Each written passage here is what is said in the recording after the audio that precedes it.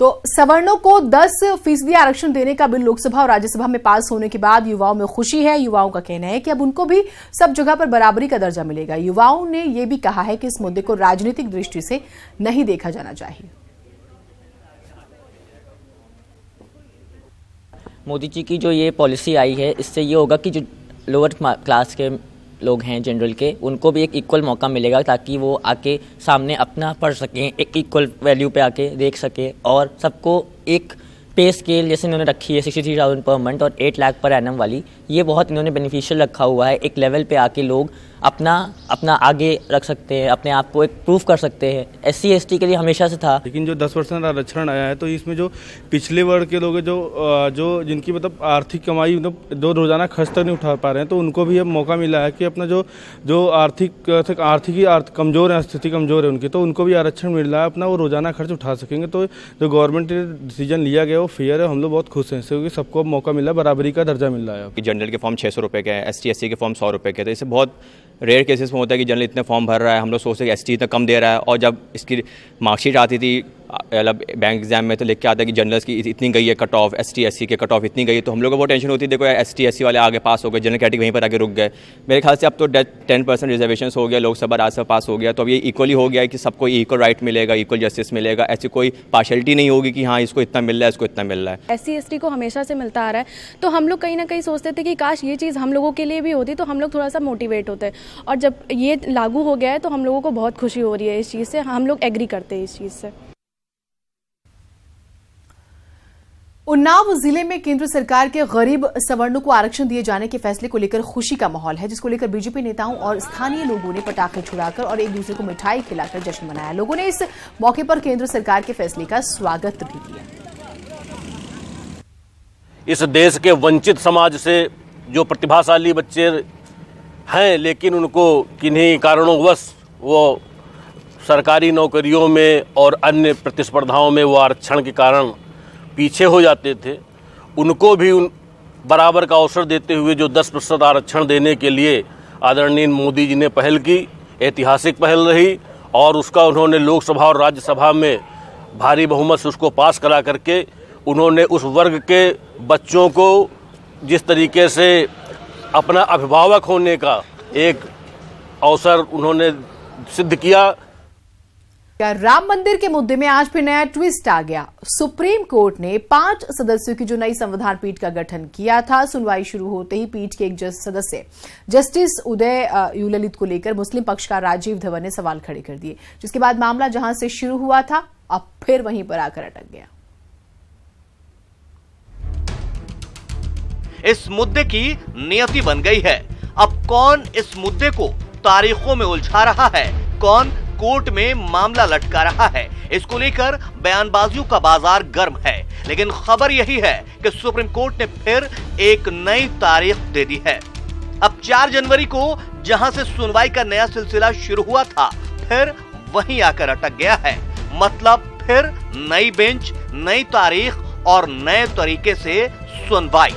लेकिन आपके लिए जानना जरूरी है कि आज कोर्ट में ऐसा क्या हुआ कि मामला नई तारीखों में उलझ गया। अयोध्या मामले पर सुप्रीम कोर्ट में जो संविधान पीठ बनी थी, उसकी सुनवाई का पहला दिन था। कोर्ट रूम जो है वो पक्षकारों से, वकीलों से खचाखच भरा हुआ था। हिंदू पक्ष के वकील हरीश साल्वे, CS रंगनाथन, मुस्लिम पक्ष के वकील राजीव धवन, जफरयाब जिलानी, ये सब कोर्ट रूम में मौजूद थे। संविधान पीठ के 5 जस्टिस जैसे ही कोर्ट रूम में दाखिल हुए, मुस्लिम पक्ष के वकील राजीव धवन सबसे पहले अपनी बात रखने के लिए कोर्ट रूम में खड़े हुए। इस पर चीफ जस्टिस रंजन गोगोई ने कहा, आज हम सुनवाई की तारीख तय करने के लिए बैठे हैं, सुनवाई आज नहीं है, इसलिए आप कोई बात ना कहें। थोड़ी देर खामोशी रही, लेकिन राजीव धवन ने अपनी बात जारी रखते हुए 5 जजों की बेंच में शामिल जस्टिस उदय यू ललित पर सवाल उठा दिए। उन्होंने कहा कि जस्टिस उदय यू ललित तो 1994 में कल्याण सिंह के एक मामले को लेकर कोर्ट में उनके वकील के तौर पर पेश हुए, लिहाजा वो इतने गंभीर मामले के लिए बने संविधान पीठ में शामिल कैसे हो सकते हैं। उन्होंने कहा कि मैं कोई सवाल नहीं उठा रहा हूं, बल्कि मैं तो ध्यान आकर्षित कर रहा हूं। बाद में उन्होंने सॉरी भी कह दिया। जाहिर है मसला जितना संजीदा है, राजीव धवन का सवाल भी उतना ही गंभीर था। लिहाजा कोर्ट रूम में कुछ पलों के लिए खामोशी छा गई, लेकिन अगले ही पल चीफ जस्टिस बोले, खेद जताने की जरूरत नहीं, आप तथ्य रख रहे हैं। कोर्ट रूम में थोड़ी गहमा गहमी शुरू हो गई। वकील, पक्षकार सब संविधान बेंच की ओर, संविधान पीठ की ओर देख रहे थे। राजीव धवन ने जो ऑब्जेक्शन किया, उसके बाद पांचों जजेस ने आपस में बात की और इस बातचीत के बाद जस्टिस यूयू ललित ने इस संविधान पीठ से अपने आप को अलग कर लिया। अब फिर से सवाल वही था कि सुनवाई का क्या होगा। जस्टिस ललित के खुद को संवैधानिक पीठ से अलग करने के बाद चीफ जस्टिस ऑफ इंडिया ने कहा कि 29 जनवरी को नई बेंच बैठेगी।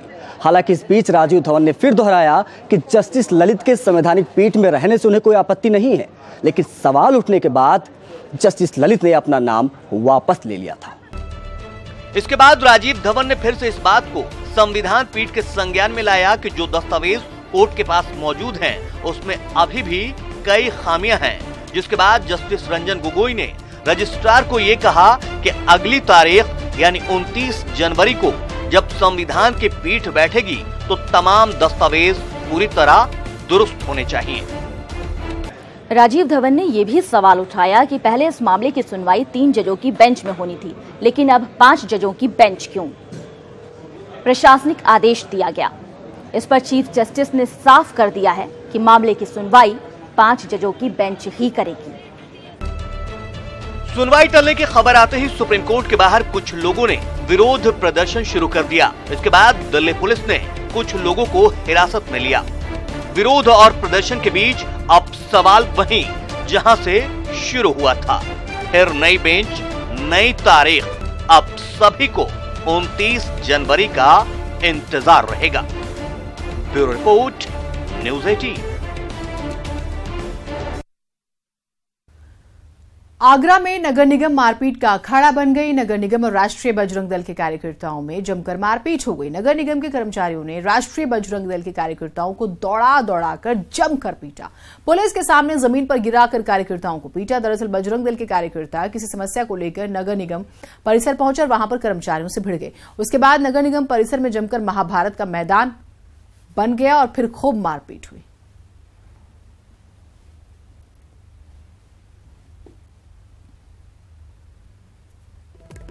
तो ये आप तस्वीरें देखिए जरा, एक्सक्लूसिव तस्वीरें न्यूज़ 18 आपको अपनी स्क्रीन पर दिखा रहा है। और हो क्या रहा है आप ये देखिए। नगर निगम कार्यालय जाते हैं, कामकाज को लेकर बात होती है, बजरंग दल के कार्यकर्ता हैं और उसके बाद नगर निगम के जो तमाम कर्मचारी, अब इसमें कौन कौन से लोग शामिल है ये भी एक जांच का विषय है। लेकिन आप देख रहे हैं मारपीट जो है वो खूब होती है। पुलिसकर्मी भी आपको नजर आ रहे हैं। कहाँ तो ये काम कराने की बात है और कहाँ मारपीट। और लगता है कि जैसे कुंठित है कुछ लोग और उनको सिर्फ मौके की तलाश होती है और वो ये नहीं देखते कि सामने कौन है कौन नहीं है। सिर्फ मारपीट करनी है, हुड़दंग मचाना है, माहौल खराब करना है और एक गलत संदेश जो है सोसाइटी में देना है। अब नगर निगम कार्यालय पर जाते हैं लेकिन मारपीट हो जाती है। देखिए सर,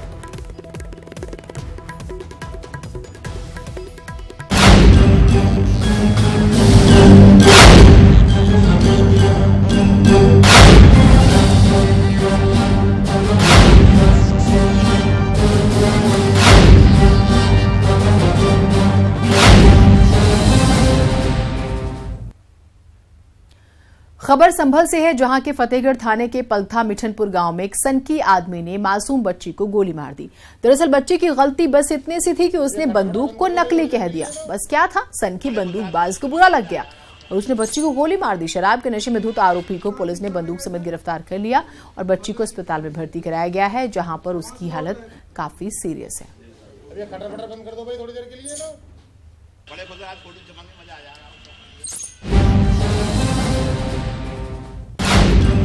इसको कि एक कामिनी है, उसको एक विद्याराम है, विद्याराम मौर्य है जो गोली मार दिया। इस सूचना पर पुलिस तत्काल पहुंच गई, बच्ची को हॉस्पिटल एडमिट कराई। फिर विद्याराम की खोज शुरू की। विद्याराम मैं अपने लाइसेंसी बंदूक जिससे उसने उस बच्ची पर फायर किया था, मैं लाइसेंसी बंदूक सहित और कांटे सहित वो गिरफ्तार हो गया। क्या मोटिव था गोली मारने के मोटिव की भी जानकारी की जा रही है। कहाँ ठीक कराने गए थे। सुनील मिश्रा हमारे साथ, हमारे सहयोगी जुड़े हुए हैं। सुनील, पूरी खबर बताइएगा, साथ ही बच्ची की तबीयत अभी किस तरह की है? जीनत, मैं आपको बता दूं, ये पूरा मामला बहुत ही सनसनीखेज मामला है। यहाँ पर खेत पर एक बच्ची अपने छोटे भाई के साथ खेल रही थी।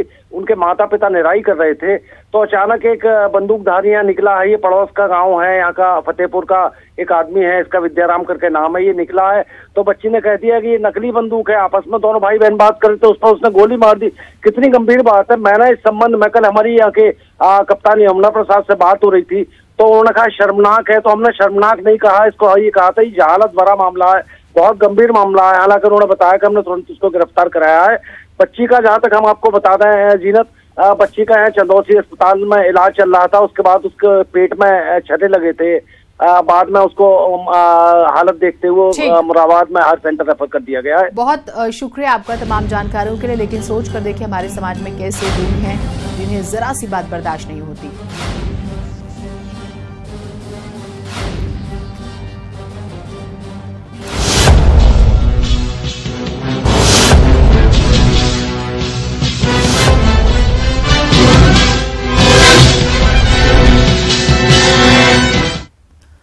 खबर झांसी से है, जहां बीटीसी की छात्रा ने पीसीएस अफसर के खिलाफ बलात्कार का मुकदमा दर्ज कराया है। आरोप है कि चित्रकूट में तैनात अतिरिक्त एसडीएम सौजन्य कुमार ने शादी का झांसा देकर बीटीसी छात्रा का यौन शोषण किया। पीड़िता की माने तो आगरा निवासी सौजन्य कुमार जब उरई में एसडीएम के पद पर कार्यरत थे तभी उनसे दोस्ती हो गई और उसके घर आना जाना भी शुरू हो गया। इसी दौरान एसडीएम ने शादी का झांसा देकर शारीरिक संबंध बनाए।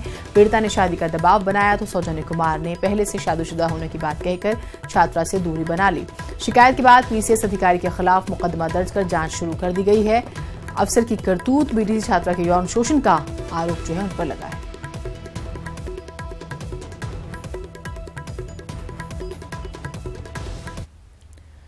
बसपा सुप्रीमो मायावती का 15 जनवरी को जन्मदिन है। इसके लिए लखनऊ में 9 मॉल एवेन्यू को सजाया संवारा जा रहा है।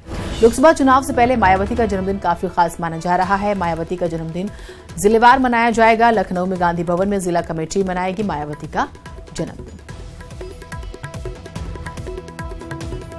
तो बसपा सुप्रीमो मायावती का जन्मदिन है और इसलिए दिलचस्प ज्यादा हो जाता है क्योंकि अब ये चुनावी साल है और ताल्लुकात। अब फिर एक और दिलचस्प बात कि कौन लोग आएंगे, कौन नहीं आएंगे, क्या कुछ होगा और फिर किस तरह से 2019 में बढ़ेंगे।